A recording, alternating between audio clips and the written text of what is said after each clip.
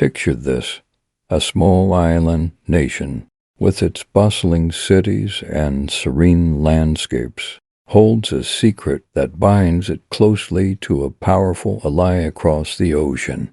This is not a story of ancient samurai or cherry blossom festivals, but a tale of economic intrigue and strategic partnerships. Japan, a nation of innovation and tradition, is intricately woven into the fabric of the United States economic and military tapestry. Across the tranquil waters of Okinawa, American military bases dot the landscape, a testament to the enduring alliance that has been carefully nurtured over decades. These bases are more than mere outposts. They are the guardians of peace in the Asia-Pacific, ensuring stability in a region that often teeters on the edge of uncertainty. But the connection between these two great nations runs deeper than military alliances. It is embedded in the very lifeblood of their economies. Picture bustling factories and sleek car plants, where Japanese ingenuity meets American industry. Technology offices hum with activity, as ideas and innovations flow freely between the two nations. This symbiotic relationship is the backbone of a powerful economic partnership, where both nations invest heavily in each other's futures. Yet, there exists another thread, nearly invisible to the casual observer, that ties Japan to the United States. It is a thread spun from the intricate web of finance, where Japan stands as one of the largest holders of U.S. debt. Imagine loans not written on paper, but forged through the purchase of U.S. treasuries. These bonds are more than financial instruments. They are the silent agreements that help fund America's vast expenditures, from its towering skyscrapers to its social safety nets. Japan's commitment is remarkable, with holdings exceeding $1 trillion. Japan's investment in U.S. treasuries dwarfs many economies. To put this into perspective, nearly one-fourth of Japan's entire economic output is held in these American assets. It's a staggering figure, revealing the depth of trust and reliance Japan places on its ally. This relationship is not merely transactional.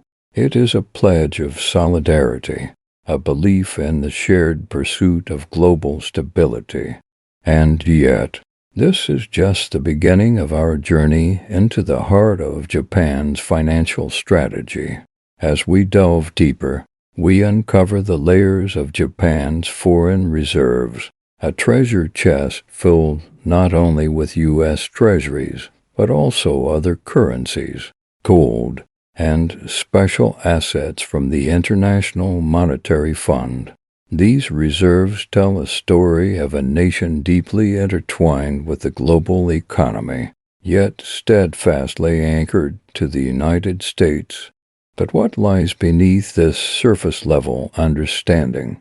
What drives Japan's unwavering commitment to holding such a significant portion of its reserves in U.S. debt? As we turn the page to the next chapter of this story, we will explore the motivations and implications behind these financial choices, uncovering the true essence of the Japan-U.S. alliance. Stay with us as the plot thickens and the story unfolds. In the quiet corridors of global finance, where decisions echo across continents, Japan has always played a pivotal role. Imagine a room filled with the world's most intricate financial maps, and there in bold lines, Japan's relationship with U.S. Treasury bonds stands out as a fascinating story. Once, China briefly held the crown of the largest holder of U.S. Treasuries, but Japan reclaimed its position, a testament to its storied financial strategies.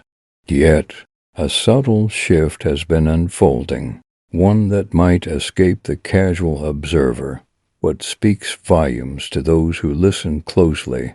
Picture the financial charts from January 2022 through January 2025, where Japan's holdings of U.S. Treasuries have dipped from a towering $1.29 trillion to a still significant yet reduced $1.7 trillion, a drop of over $220 billion in just 3 years might seem like a whisper in the grand scheme. But in the language of finance, it's a clear signal of change.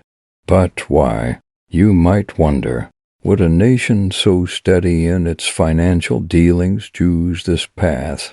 The answer lies not in a lack of faith in U.S. debt, but in the compelling needs of Japan's domestic landscape. Here, the story takes a turn into the heart of Japan's economy, where despite years of low interest rates and the Bank of Japan's fervent efforts, growth remains elusive. Japan's public debt looms large, a shadow over its economy, with ratios sometimes soaring beyond 160% of GDP. In this high-pressure environment, the government and key institutional players, like the formidable government pension funds, are on a quest to find liquidity. Recent initiatives to boost wages and counteract the rising cost of living have demanded vast resources, turning eyes towards the sale of foreign assets for a solution.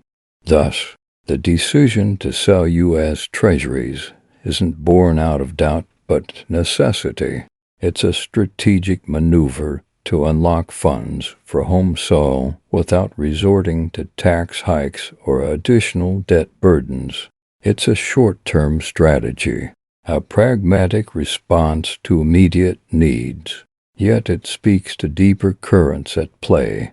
As we ponder this financial tale, one must ask, is this merely a temporary adjustment, or does it hint at a longer-term strategy that could reshape Japan's economic landscape? Stay tuned, for the next chapter may unravel more of this intricate financial tapestry, revealing secrets yet untold. Let me take you into the intricate dance of economies, where nations sway to the rhythm of currency values. Picture this, a bustling Tokyo street, where every transaction, every exchange, whispers the story of the yen, Japan's emblematic currency. Lately, this symbol of economic pride has faced turbulent times, slipping and sliding against the sturdy dollar. Just imagine, at one point, it took nearly 160 yen to match a single dollar exchange rate not seen in decades, sparking concern in the hearts of many. The ramifications of a weak yen ripple through the nation, not unlike the waves of a stormy sea. For the average Japanese citizen, this means a higher price tag on essentials like food, fuel, and raw materials. While exporters might rejoice at the prospect of more competitive pricing abroad, the broader picture paints a worrisome tale. Japan, with its limited domestic energy resources, must import the bulk of its energy needs. Think of crude oil, natural gas, and coal, lifeblood of industries, the pulse of transportation, and the warmth in countless homes. The cost of these imports, priced in dollars, balloons when the yen weakens, squeezing households and businesses already grappling with rising inflation. Now, the Japanese government, ever vigilant, cannot stand idly by. In response, they've rolled up their sleeves, ready to intervene in the foreign exchange market. Picture them strategically selling U.S. dollars or dollar-based assets to buy back their beloved yen, a maneuver designed to bolster the currency. These interventions, though not daily occurrences, are significant enough to make waves. For instance, in April 2024, the Bank of Japan took bold action, possibly investing around 5 trillion yen, an eye-watering $48 billion, to support the yen, and again in July, another estimated 5 trillion yen, or about $22 billion, was likely spent to stabilize their currency. Such interventions are not mere drops in the ocean. They are substantial, seismic moves that highlight a shift in priorities. Japan, once eager to hold on to U.S. treasuries for their safe returns, now pivots towards preserving its domestic purchasing power.